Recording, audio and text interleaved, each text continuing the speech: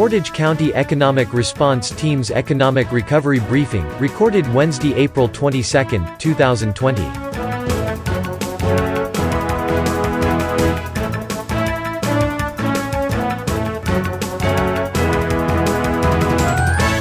Well, good afternoon, everybody. Welcome to the Portage County Economic Recovery Team briefing. My name is Todd Kukan. I'm with the Portage County Business Council. We're one of several members that are part of the team. You can see some other logos on the slide, the Economic Recovery Briefing slide.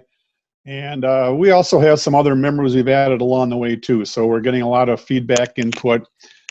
Please remember that we do have the website up and running, portageeconrecovery.org, and that'll appear later on in these slides. If you have more questions, if you have more information, there's a survey on there. A lot of good information to help us do the best we can as we work through this crisis we're all facing.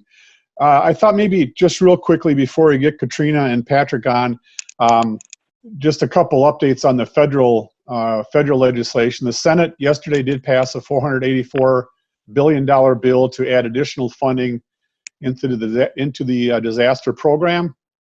That was for the Paycheck Protection Program, the PPP as it's referred to, the EIDL, the Emergency Injury Disaster Loan Program, as well as some additional funding for hospitals and healthcare centers and for testing for the virus itself.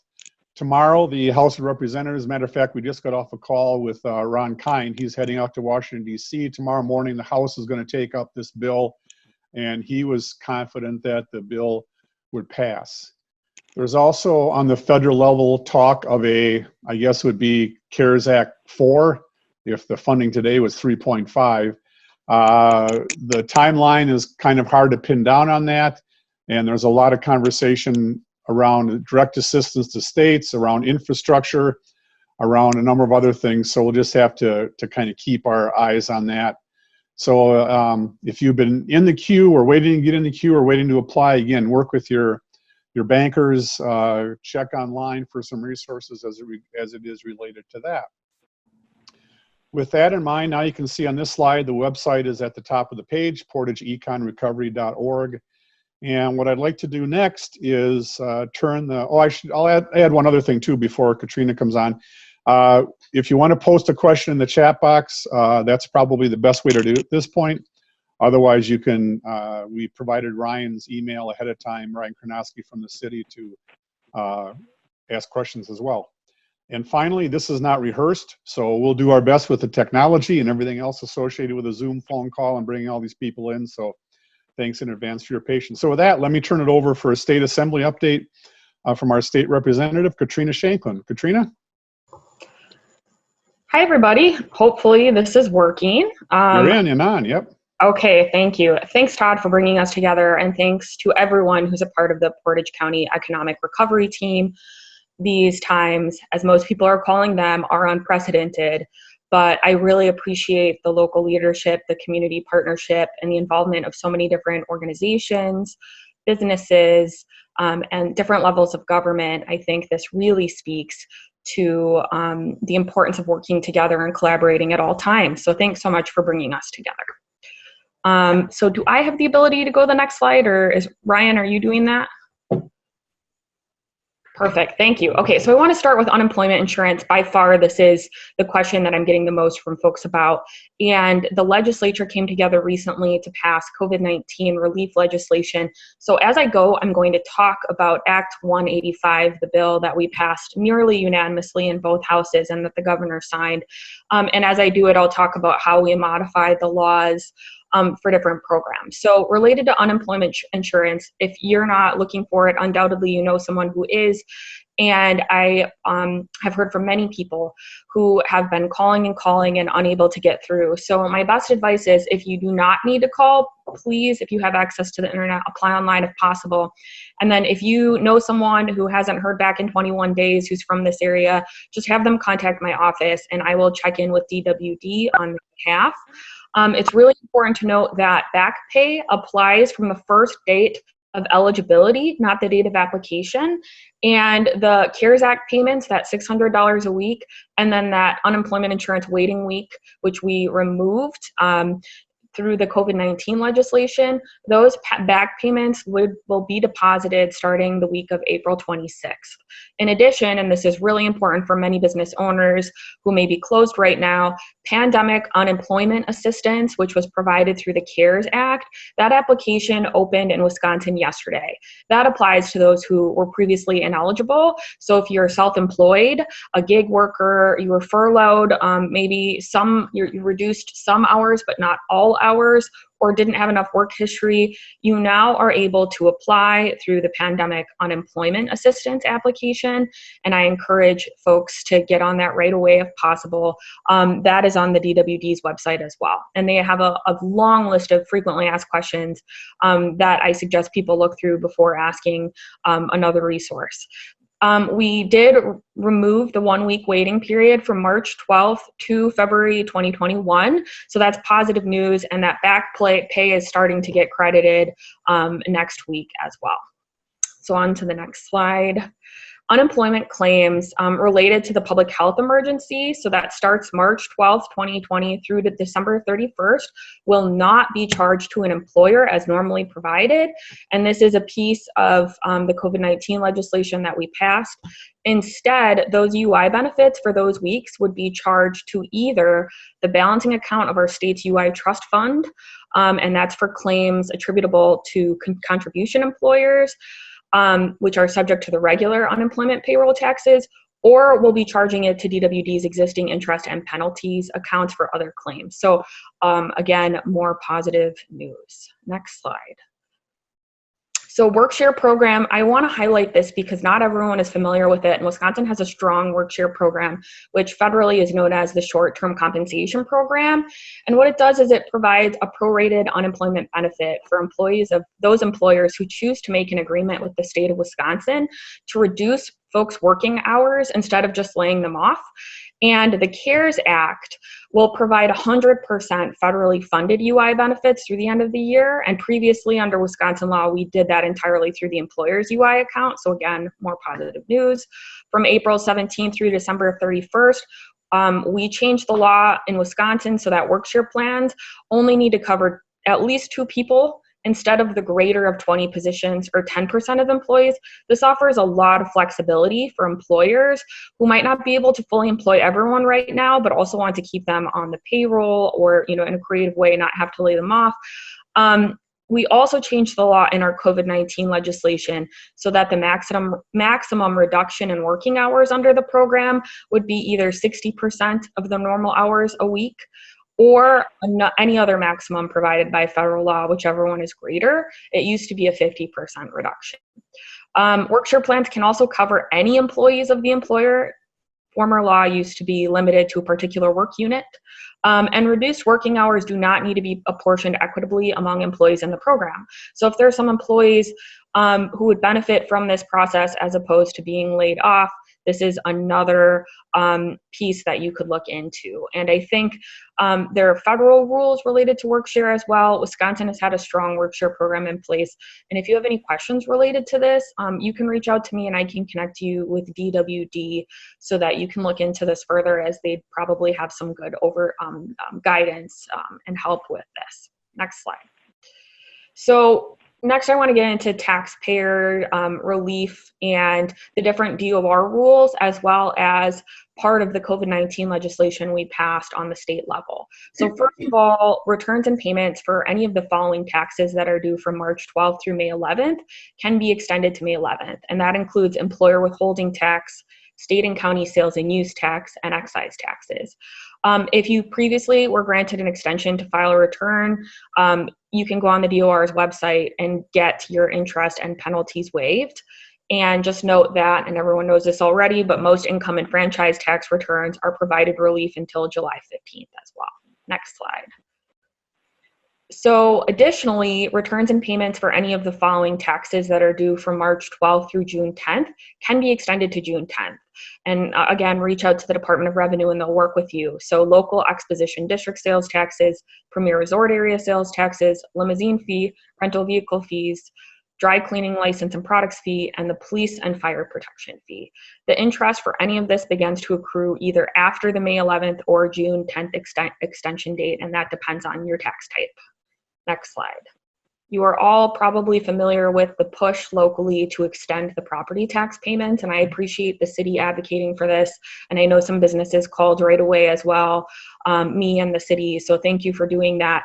Under the COVID-19 relief legislation we passed on the state level, we did make it so that any taxation district can waive the interest charges and penalties for a late property tax payment through October 1st. And here are the details. I'm not going to read all of it, but I want you to know that it did require an authorization of our county to allow it. They'd have to adopt a resolution, and they did, thanks to the county board last night, voting unanimously to adopt the resolution authorizing the waiver. And the taxation district within the county, so if the city wants to do it, would have to do that next. And I believe they have already acted on this as well. So thank you so much for everyone advocating locally on this. It looks like you will not be charged any late fee or penalty related to property tax payments through October 1st, as long as you're in a district that has voted for that. So next slide. Okay, Wisconsin Economic Development Corporation update. So as part of the COVID-19 relief legislation, we required WEDC to create a plan to provide support in the major industries in the state, and we enumerated them, and that includes tourism, manufacturing, agriculture, forest products like paper, construction, retail, and services. So by June 30th, we'll have a plan from WEDC about how they'll be supporting the major industries in the state. And if you have any ideas, I'm very happy to hear them. And I also, if you're in contact with WEDC, which you might be if you've been talking to them about whether or not you're an essential business, I encourage you to send them your ideas as well. In addition, this week, the governor and WEDC announced their Badger Bounce Back Plan. And as part of that, the WEDC Secretary Designee Missy Hughes is discussing the Restart 72 plan, which would be, at a minimum, the creation of a new working capital grant program for small businesses. One of the things she suggested in a call today that it could be used for would be, for example, a small business that wasn't open normally through this time and wants to relaunch their business and get started on a marketing effort to do so. Maybe they would need some help with that working capital to hire someone with experience for marketing, and they could use that capital grant program for it. And that's just one example. She also mentioned it could be used for things like equipment purchasing. This is an idea that's being circulated right now, but I wanted you to know that WEDC is working on ways to restart the economic engines of every county in the state. And one of the ideas is that working capital grant program. So again, I'm interested in hearing your ideas. I've heard from many small businesses and businesses of all sizes actually who don't just want to rely on loans. And I totally understand someone might be over leveraged or they might not prefer a loan. And I do believe that some capital grants would be really helpful. So I'll be pushing for that on the state level. And then WEDC also said as part of their plan, they'll be working with every size business to figure out safely how to minimize disease transmission and identify those worker safety protocols. And when we have more information, I'll be happy to share that. Next slide. So a few other components that I'll just go through briefly are the Act 185, the state's COVID-19 response legislation, also sets aside some funds to tackle COVID-19 on the state level. So the Budget Committee has $75 million in addition to a lot of federal money that we authorize the acceptance of. That includes $51 million for child care and $580 million in federal funds to accept a higher Medicaid reimbursement rate, which will certainly help all of our healthcare providers across the state. The legislation makes it easier for our healthcare providers and EMS to practice in the state during the health emergency, and for those out of state or retired to practice as well. So that's very helpful to respond to this issue. And then you probably have heard of the need for PPE, and there are many local businesses that are helping donate equipment and materials. What we did in this legislation was exempt manufacturers, distributors, and sellers of emergency medical supplies that also donate or sell their products to help with the emergency from civil liability. So just making sure that we're encouraging that response from those who are willing and able to donate or even sell their products as it relates to emergency medical supplies. We understand that there are a lot who want to and think this will help. Next slide. And then finally, as you are all very aware, the current safer at home order is set to end on May 26th. And it's right now being challenged in court as of yesterday. The legislative leadership filed a suit in the state Supreme Court. And I want to outline what could potentially happen. So one thing that could happen is they could say that the ruling was within the statute of Chapter 252, and it could still go through May 26th.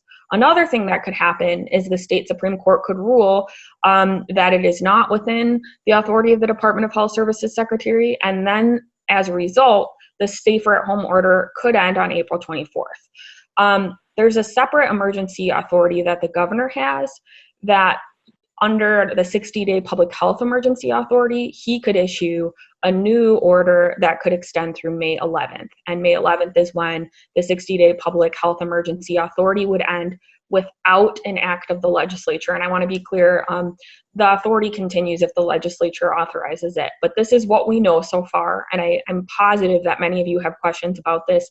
And I think it's up in the air as to what's going to happen next.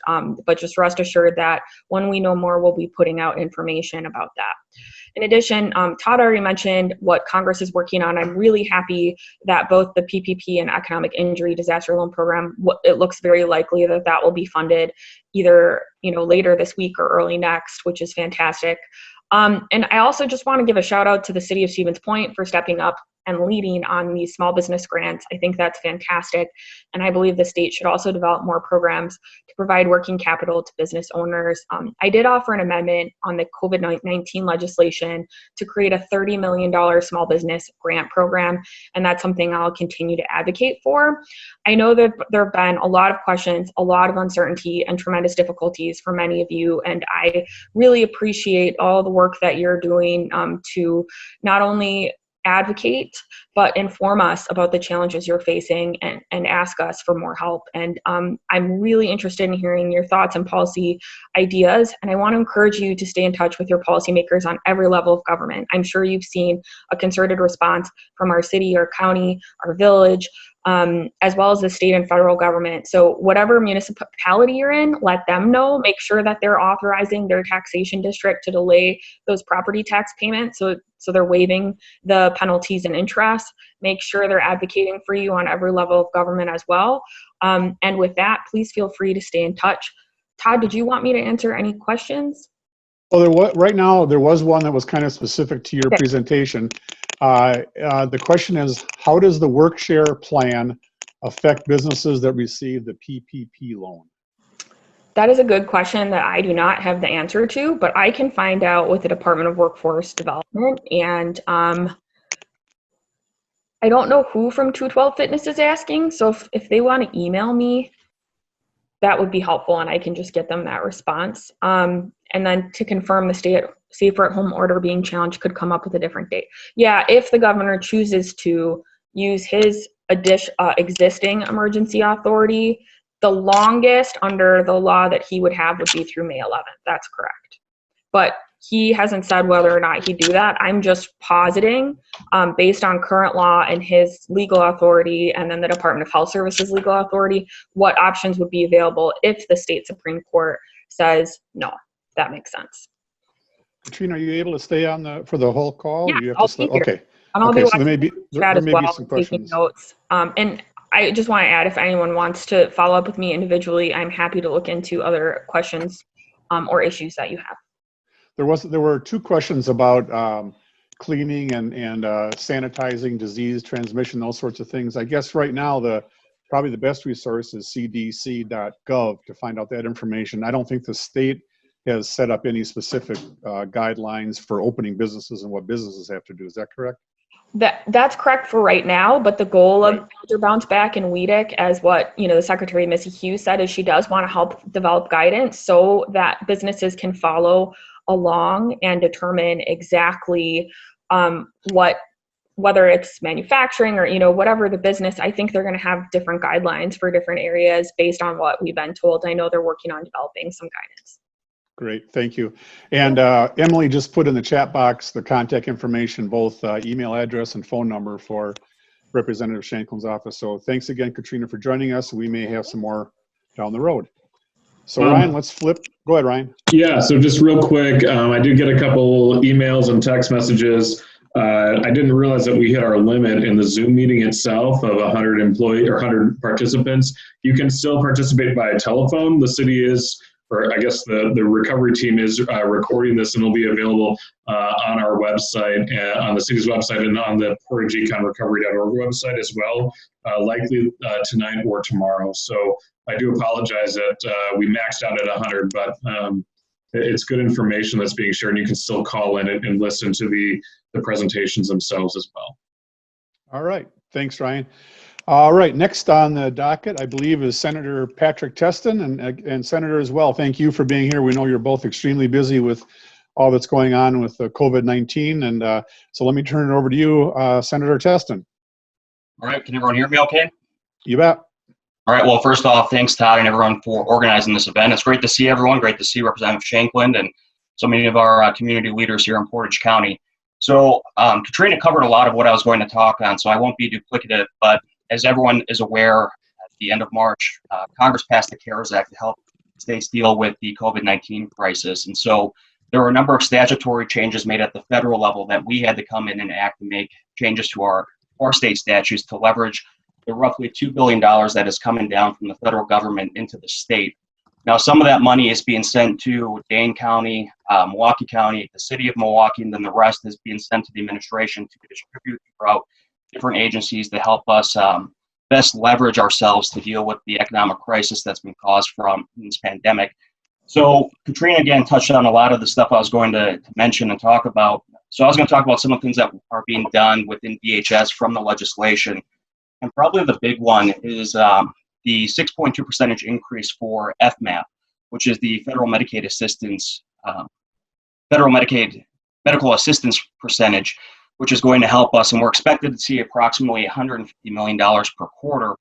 And then some of the other provisions that we have within the legislation, it prohibits DHS from requiring an instructional program for nurse aides in Wisconsin to exceed the federal requirement. So dropping that 120 hours down to 75. So we're trying to get more of these frontline professionals who are dealing with this day in and day out into the job market, so they can help our nursing homes and other folks that benefit from their services. As it relates to some of the insurance components within this bill, it prohibits discrimination based on COVID-19. Providers have to waive all co-pays for testing and other things related to COVID-19. We also remove some of the requirements for out-of-state physicians to gain liability insurance here in the state of Wisconsin. And also we exempt medical providers for liability if there is no reckless behavior. So again, trying to remove some of these barriers as it relates to the medical profession and making sure we have those frontline workers helping this crisis. We've been very fortunate as here in central Wisconsin, we haven't seen the surge of increases in positive COVID-19 as we have in other places such as Milwaukee County, Dane County, and southeast Wisconsin. And so there's been a lot of discussion, as Katrina touched on. There are some legal challenges right now as it relates to the Safer at Home order, and we are currently having discussions in the legislature if for some reason the court case isn't successful, that we start having discussions and plans to take a look at what we need to do to open up our economy. I think in conversations I've had with several of my colleagues is that I think we can take a look at a regional approach and take it county by county as opposed to this one size fits all that has been handed down from the administration for better or worse. But I think we can do it smartly and safely to begin having these conversations to open up our economy. One proposal that's being talked about right now is from Senator Chris Capingos from the Waukesha area. He's working on a model that would take a look at county by county and then various businesses, and then using a risk assessment model to determine what is the likelihood of potential contamination or coming across someone who may be infected with COVID-19, and then developing that system to develop ways to open businesses back up. It's certainly a concept that I think is worth taking a look at. I know several of my other colleagues and I have had discussions about taking what's been handed down from the Trump administration and using that in conjunction and taking a look at the Badger bounce back plan to see if there are some tweaks that we can be made and work with the administration on to get us back up. Because as we all know, these are very difficult times. We've seen roughly over 400,000 Wisconsinites out of work. businesses have had their doors shuttered for 7 to 8 weeks now. And my huge concern is if we continue to go down this path, many businesses aren't going to open back up. I know there's a report recently that we could lose anywhere between 30% to 50% of our small businesses if this continues. So we know this is a real challenge for a lot of people, especially for our business owners who already operate on razor-thin margins. And one other thing, too, to touch on, it was mentioned whether or not there's going to be other legislation at the state level, and if we're going to have another opportunity legislatively to address this. And my message has been to my leadership, and I think they agree, is that we need to be flexible and nimble as Congress continues to develop packages to provide states more tools and resources to get things back up and running and provide support. We as a state legislature have to be willing to come back in. And so I suspect this won't be the only bill that we tackle as it relates to COVID-19. I'm sure there are going to be others. And it's going to be imperative that we continue to work in a bipartisan manner to address the needs of our citizens and hopefully get Wisconsin back to work. Patrick, thanks so much. Appreciate your information as well. And I'm hoping if you can stay on if there's a specific question. A couple of things that came up that just in general, Jane from North Central Wisconsin Workforce Development Board wanted folks to know, and it's in the chat box, that the Regional Job Center can also provide assistance. That number is there, but it's 715-261-8700, 715-261-8700. There are also a couple of questions about who is and isn't getting money and what is and isn't appropriate. Rather than going into specific questions, I do know that as the legislation has moved on, they tightened up where they can and as best they can.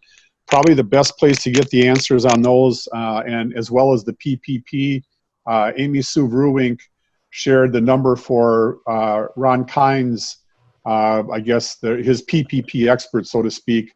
And his email is also on the chat box, but I'll read it quickly for those on the phone. It's Ethan.Holmes, Ethan, E-T-H-A-N, Holmes, H-O-L-M-E-S, at mail.house.gov. Ethan.Holmes at mail.house.gov.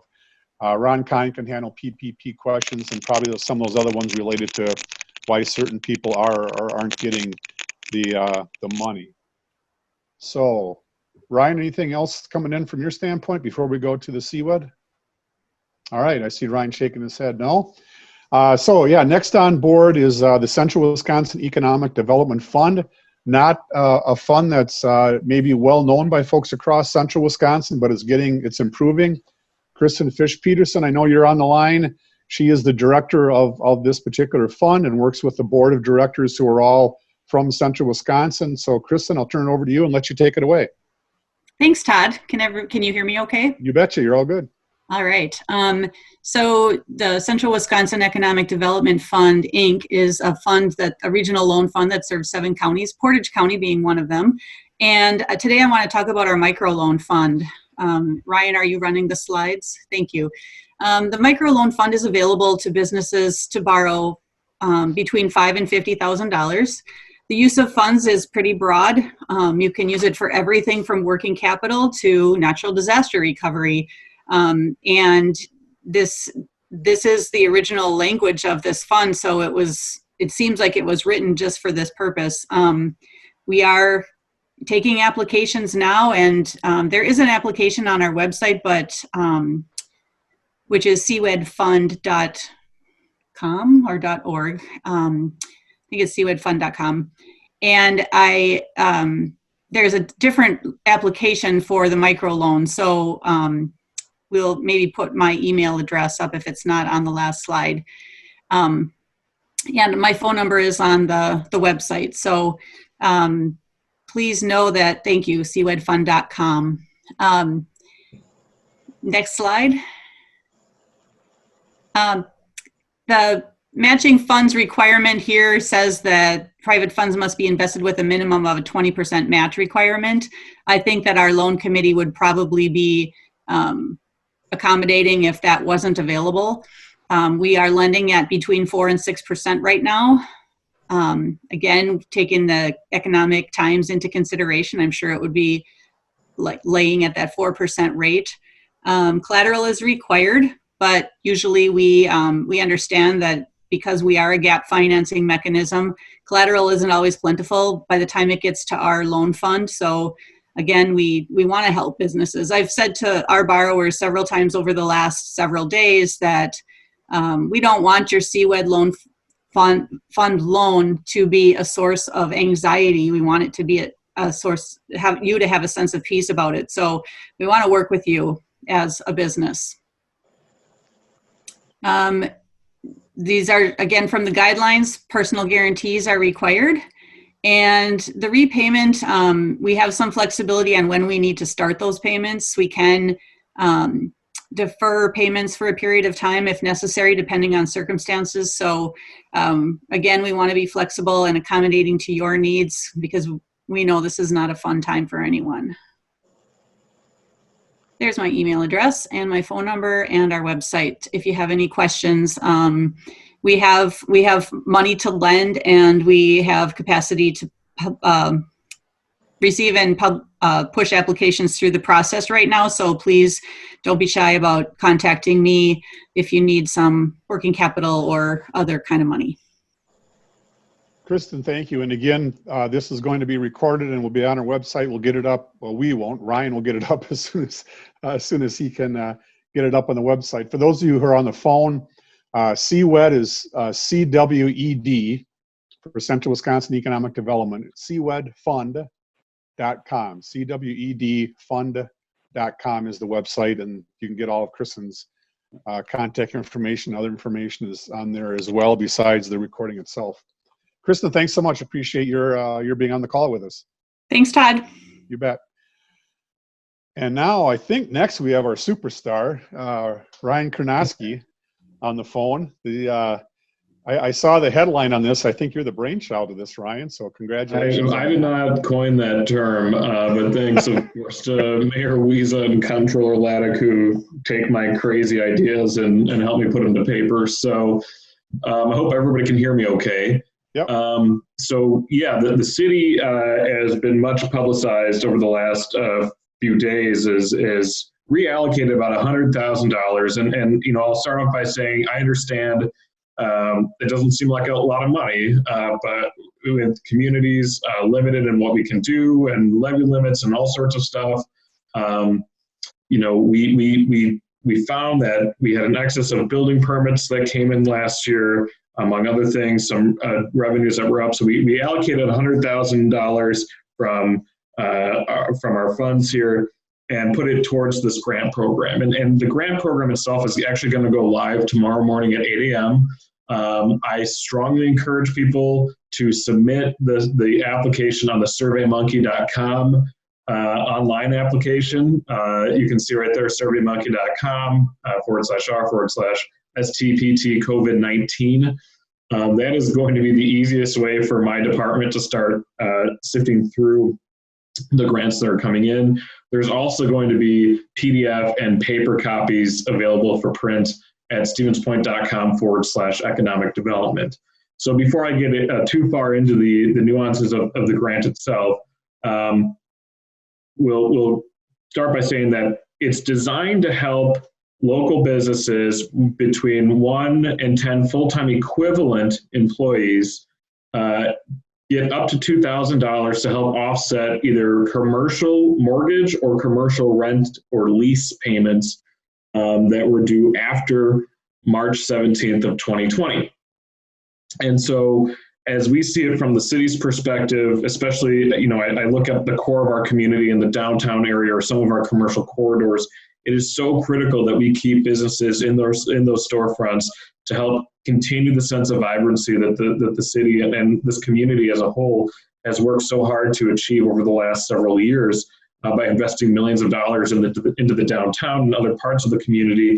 And so keeping you folks in our storefronts, providing that sense of excitement and that sense of activity is going to be critical for the community as we come out of the COVID-19 economic recession.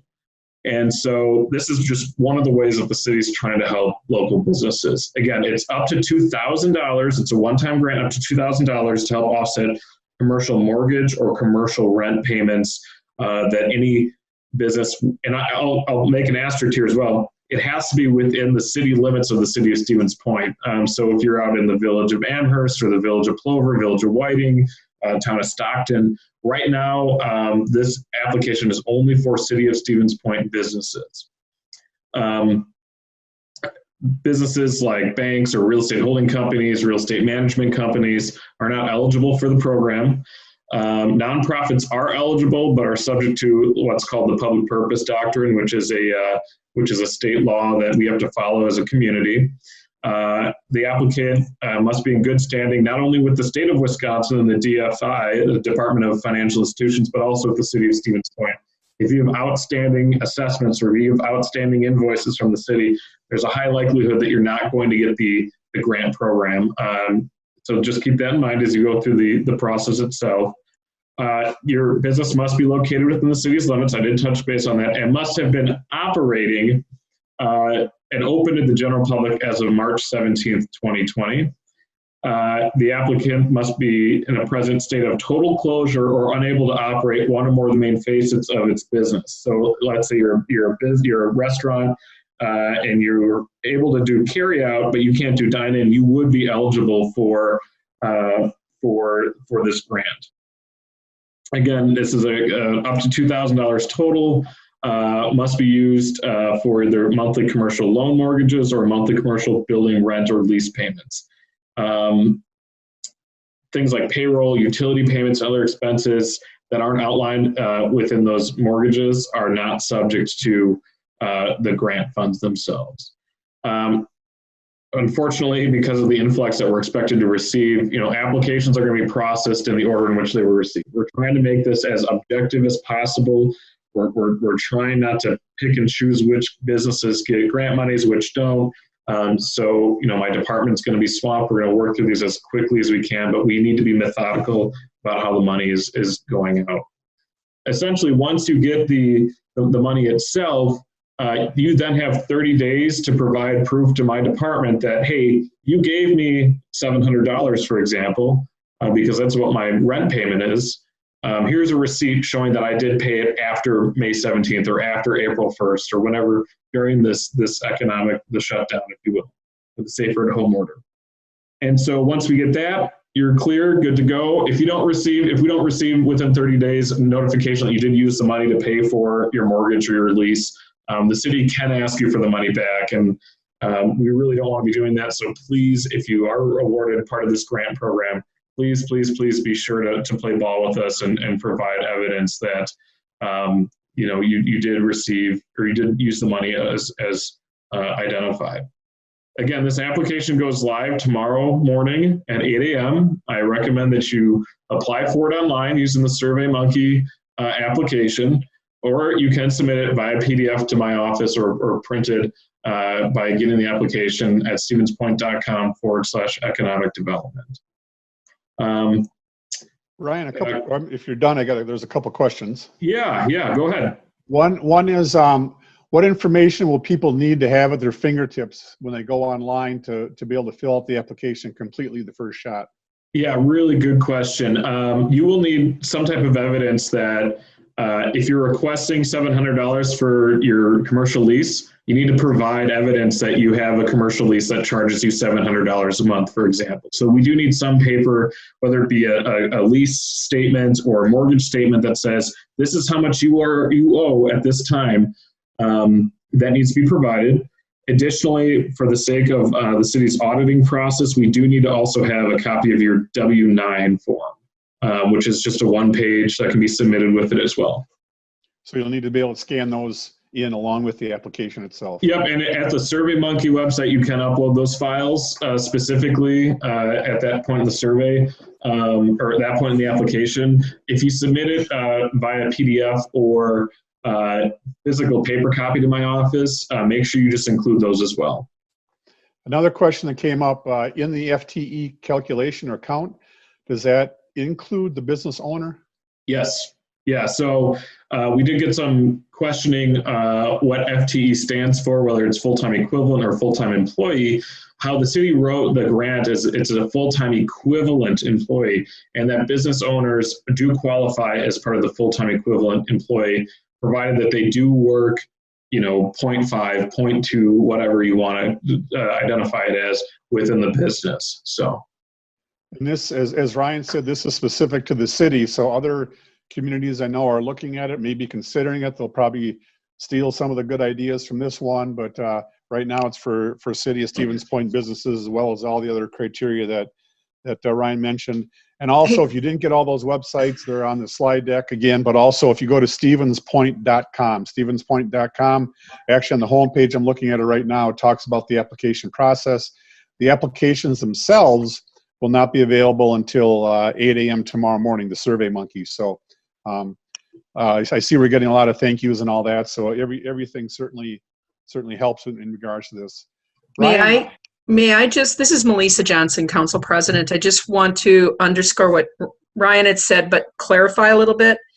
It is, the motion was that it was up to 10 the equivalent of 10 employees. So the city will probably provide a little bit of clarification around that number. And as it relates to Kara's question about owners, if the owners are taking a paycheck as a part of their businesses, absolutely. So just wanted to make a couple clarifications. Thank you, Melissa. Ryan, then I think as we wrap things up there, it looks like we got all the questions answered one way, shape, or form on the chat box. Anything that came in ahead of time that we need to address? There were a few things. One of them, I got a few questions on whether or not Portage County itself is considering a reopening plan. As far as I know, and as far as the economic recovery team knows, the answer is no, that we are taking cues from Governor Evers, who based a lot of his, even his Badger bounce back plan on from the federal government, President Trump's reopening plan. So as of right now, as far as I know, and I think as far as Todd knows and folks on the economic recovery team, we are taking cues from the governor on possible reopening. That was one that was brought up. President Johnson, I know you're on the call. Do you want to touch base a little bit about what the city council is going to be voting on tonight, and maybe touch base? I don't know if Chris Holman or Mindy is on, or maybe even Al Haga from the Portage County Supervisors meeting last night as well regarding property tax payments. Yeah, thanks, Ryan. Council will be, and the reason council is taking up the resolution to waive the penalties and tax, defer the tax penalties for a late payment of taxes up to October 1st is we have to take action after the county did. That's the way the law was written. So at 4 o'clock, the council will have a special meeting to take that up. I'm hoping we have solid support for that so that we can allow our taxpayers and our business owners to kind of regroup and reevaluate their budgets and see how they want to move into this really challenging time with their resources. So the city will hopefully be passing that, and we will be able to waive those late penalties and fees. Yes, we did take it up at county board last night, and if Al or Chris are on, I'll let them explain what we did last night at county board.